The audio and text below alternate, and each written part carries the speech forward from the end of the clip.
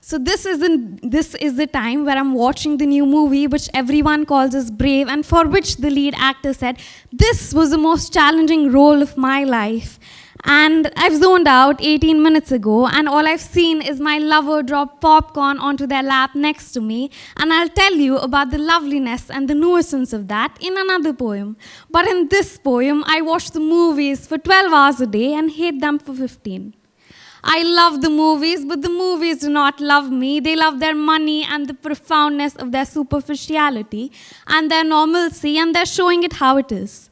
Showing it how it is, as in here is the graphic rape scene that no one asked for, everyone knows the plot of. Here is the woman shrieking, cut to her body blotched and gory, cut to her body twisted like origami, cut to crying and more crying, as if we don't already know. As if there was a gaping hole in the script and only voyeurism to fill it. And if the woman is trans, we cannot afford the sad background music, you see budget cuts. And if the woman is Dalit, we do not get to know her name or what she would have liked to do on the weekend. Instead, we save that time to zoom into the shoes of the next casteless Savarna man who hates caste, but not to the point of abolition, but in the end will save everyone, even the cannibalized conscience of this country. I wonder if there was a non-binary person that got cropped out in the editing room, or if there was a better story to tell. I want a story where there is the dragon and the apocalypse, but right now the hero can't even afford a genuine laugh. No, I do not want to know about the part where the lesbian commits suicide. I was there when she did it. Instead, tell me how she flies. Instead, tell me how she becomes an astronaut. Instead, tell me how she shifts the stars to spell her lover's name. I want to know about the part where all the sad people with the dirt filter laugh.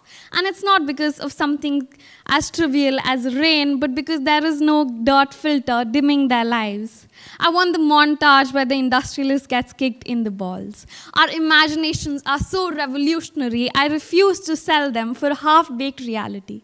I refuse for art just to be a dimly lit mirror to which we hold up our naked world. I want it to be wildfire. I know I do not know much, but it is the not knowing which makes me wonder. I want a language as huge as our desire, as brave as our dreams. I want a better story. Stories so gigantic that there has to be room for everyone. Imagination so radical, no one can help but believe we have a gleaming future to walk into. This is what they do not want us to know. The great lies that make our dreams palatable, that serve our poems with dinner, and that cage our paintings in frames. That an artist's hands are only meant to domesticate fires, to only paint the writhing flames. But we refuse to believe it. May our poems walk free past the smoldering remains of the cowardice of those in power. May our paintings become portals of the new world that we walk into. May our films bring to life all the dreams we seem to have forgotten. And may these hands be free from the burden of domesticating fire. May they instead play with the embers of wonder. May they instead set fire to the jailers of our mind. Thank you.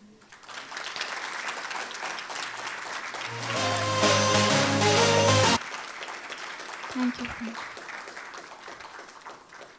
Hi, hello everyone. I'm Anureet. I write poems and I make films.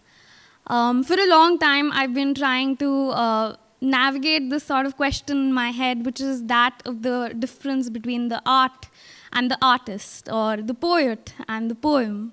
And after battling with it for several months, I've come to realize there isn't really any difference. Which also means that every time I give to you a poem, I give to you not only the poem, but also myself, bones, hair, fears intact. And for the moment of the poem, I also believe the whole room is a poem, and you, the beloved audience, are inside of it, sitting, stretching your legs. So I hope you find place. I hope my poems keep you safe.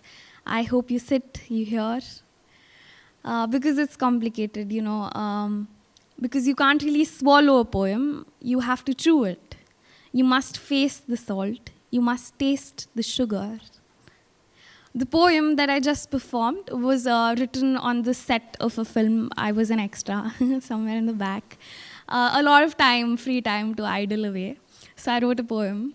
And while I was passing time over there, I came to realize a lot about the stories we tell and how we tell them. It led me to several questions like, is art an archive of what has happened, or is it a manifesto for the future? I believe it is both. And I also see that we have got caught up in this idea of showing realistically, which is not to say that realistic things must not be showed, but realistically has also become an excuse for our hopelessness. It has also been a way to maintain the status quo, to give us stories which not look into the future, but grieve over the past only.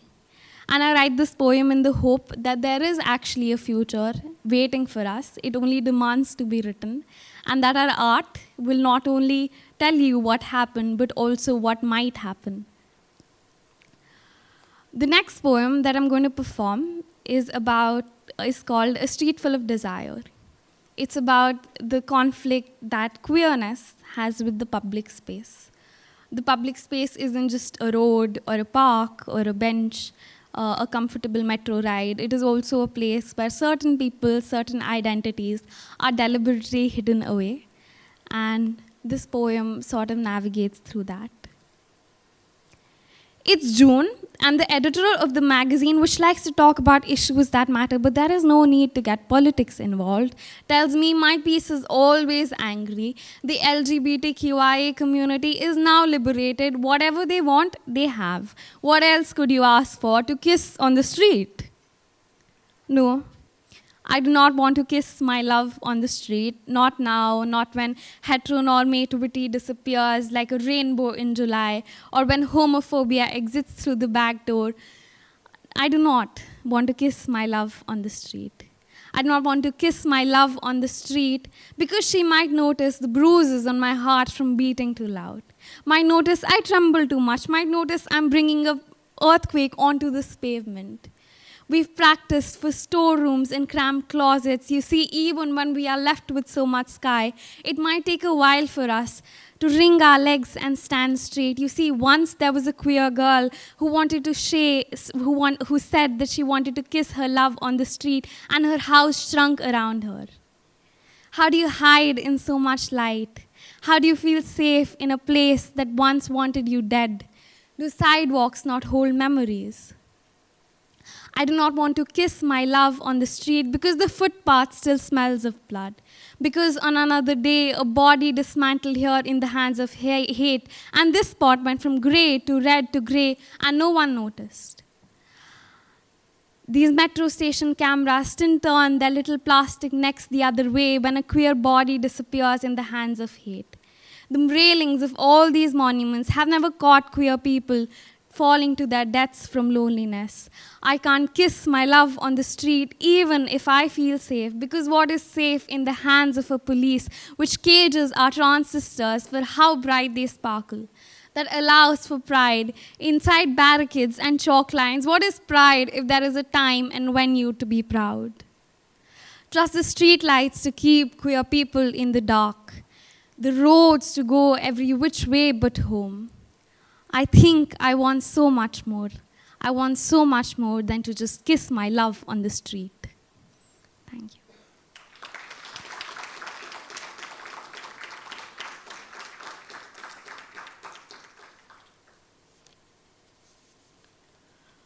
The last poem, or the final poem, I feel really ties to this whole theme of rewire.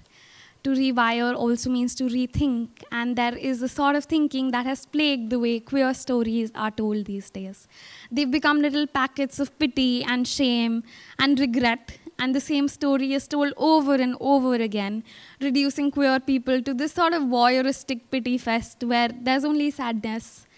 But I believe stories are so much more than that. There is a multitude of experience that is missing from the screens that we see. There are stories of tenderness, of rage, of hope, of joy, and this poem is written for that. And even if even if these stories are sometimes far from the harsh realities we live in, they are there in the future. So there must be joy. This poem is called There Must Be Joy. There must be happy stories, lustrous beginnings, and giggling through juvenile nights, oodles of acceptance poured out even before we begin. May we live to be around to weave them. There must be euphoria, to fall out of prescription and onto the street, to dazzle and bring the traffic to the halt. Brief moments of quiet through the endless summer without wanting anything but now. How silly would it be to wish away my queerness? What do you mean tragic? What do you mean grave? This is the fantasy you haven't had the chance to dream yet. We do not dream of petty escapes. We addle in the lap of belonging. Our stories won't sit quivering in the corner. Erase us? We've challenged God simply by being here. We can take care of his little pawns. Picture me, the lustrous devil in a corset, dancing over fire, adding Pluto back to the solar system.